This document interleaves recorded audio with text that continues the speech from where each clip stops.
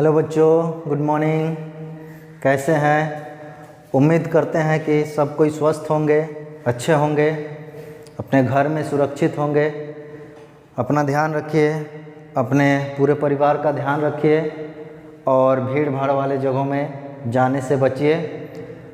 पिछले क्लास में हम स्वर वर्ण, व्यंजन वर्ण इत्यादि के बारे में पढ़े थे, वर्ण पढ़े थे। फिर अब हम आए हैं आपके सामने नया क्लास लेकर SFMS रामपुर यूट्यूब चैनल के द्वारा। अब हम पढ़ेंगे वर्णों का उच्चारण स्थान। वर्णों का उच्चारण स्थान क्या है? जैसे हम किसी भी वर्ण को बोलते हैं, र बोलते हैं, तो हमारे शरीर में जो मुंह में उपस्थित ध्वनि यंत्र है कहीं ना कहीं से बोलते हैं। यदि हम क बोलते हैं तो क का उच्चारण कहाँ से निकलता है? हमारे हृदय से प्राणवायु निकलती है, परंतु वह कहीं ना कहीं जाकर टकराती है और जिस स्थान को टकराती है वह उच्चारण स्थान होता है। हम पढ़ेंगे अभी वर्णों का उच्चारण स्थान। तो उच्चारण स्थान किसे कहते हैं, इसका परिभाषा हमने यहाँ नहीं लिखा है, आप सुन के लिख सकते हैं। अगर आप कॉपी लेके बैठे हैं, कलम लेके बैठे हैं, तो अभी जो परिभाषा हम बोलेंगे उसे सुनकर आप लिख सकते हैं, याद कर सकते हैं। वर्णों का उच्चारण स्थान।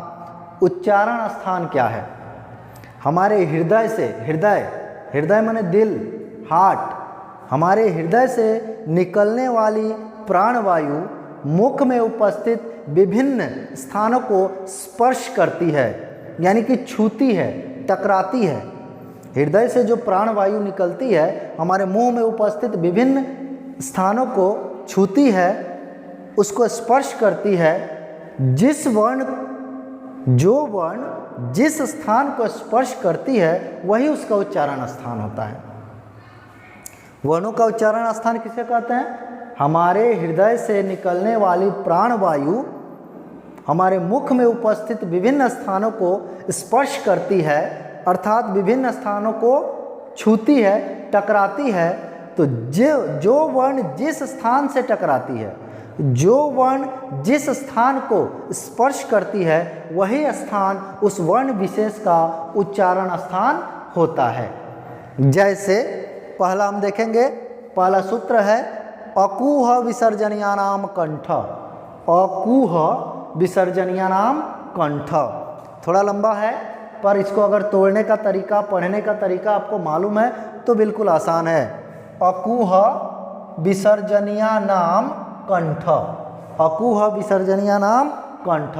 इसको हम ऐसे पढ़ेंगे, सूत्र में ही परिभाषा छिपा हुआ है। अ दिया है, अ बोले तो अ और आ, अ का मतलब अ और आ। कु, क वर्ग, ह, विसर्जन का अर्थ विसर्ग। पहला सूत्र है, इसके पहले हमने उच्चारण स्थान बताया, ध्यान से सुनिएगा। हृदय से निकलने वाली प्राणवायु हमारे मुंह में उपस्थित विभिन्न स्थानों को स्पर्श करती है। जो वर्ण जिस स्थान को स्पर्श करती है वह उसी का उच्चारण स्थान होता है, वह स्थान उसी वर्ण का उच्चारण स्थान होता है। जैसे पहला है अकूह विसर्जनीयानाम कंठ। अ आ क वर्ग, क वर्ग में क ख ग घ अंग 5 वर्ण आते हैं। क वर्ग, ह और विसर्ग। विसर्ग जानते हैं ना, ऊपर भी गोल नीचे भी गोल। विसर्ग, विसर्ग का सिंबल ऐसे लगता है, विसर्ग को हम ऐसे लिखते हैं। तो अ आ क वर्ग, ह और विसर्ग का उच्चारण स्थान कंठ है। अब आप कहेंगे कि कंठ क्या है? तो कंठ यहाँ गले से नीचे थोड़ा यहाँ आपको एक ऊंचा स्थान दिखाई देगा, टीला जैसा, इसको बोलते हैं कंठ। तो अ आ क वर्ग, ह और विसर्ग का उच्चारण स्थान कंठ है। अतः इसीलिए इन सब वर्णों को कंठीय वर्ण कहते हैं। इन सब वर्णों को क्या कहते हैं? कंठीय वर्ण। ठीक है। अ आ क वर्ग में क ख ग घ अंग, ह और विसर्ग को कंठीय वर्ण कहते हैं, क्योंकि इनका उच्चारण स्थान क्या है? इनका उच्चारण स्थान कंठ है। ठीक। अब दूसरा आता है इचु यशानाम तालु।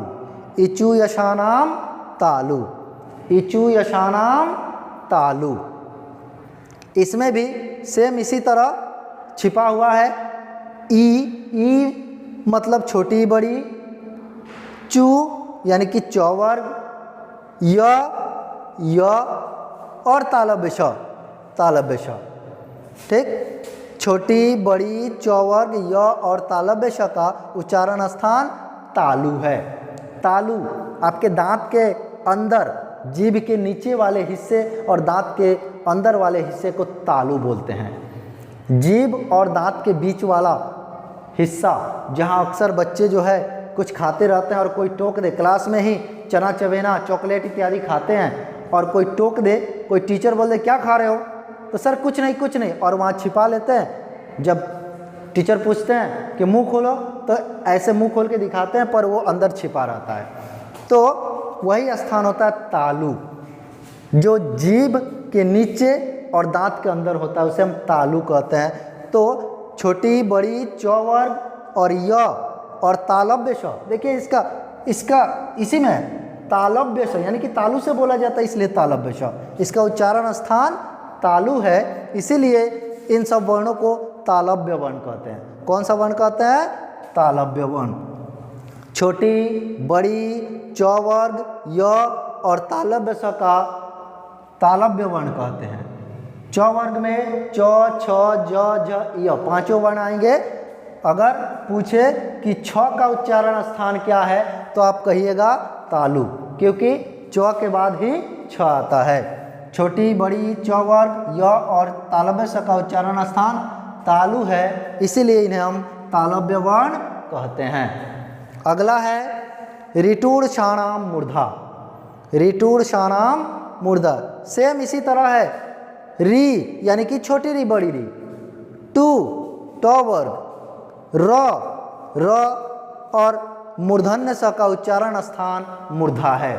मूर्धा किसे कहते हैं? मूर्धा है जीभ के ऊपर, जीभ के ऊपर वाला हिस्सा मूर्धा है। जहां आप जीभ या उंगली को ऐसे टच कीजिएगा तो हल्का गुदगुदी जैसा होता है, उसको मूर्धा कहते हैं। छोटी री बड़ी री टॉवर्ग र और मूर्धन्य स का उच्चारण स्थान मूर्धा है, अतः इन्हें मूर्धन्य वर्ण कहते हैं। छोटी री बड़ी री टॉवर्ग र और मूर्धन्य स को मूर्धन्य वर्ण कहते हैं, क्योंकि इनका उच्चारण स्थान मूर्धा है। ठीक है, याद रहेगा, याद हो जाएगा। घर में अच्छा से पढ़िए, याद कर लीजिएगा।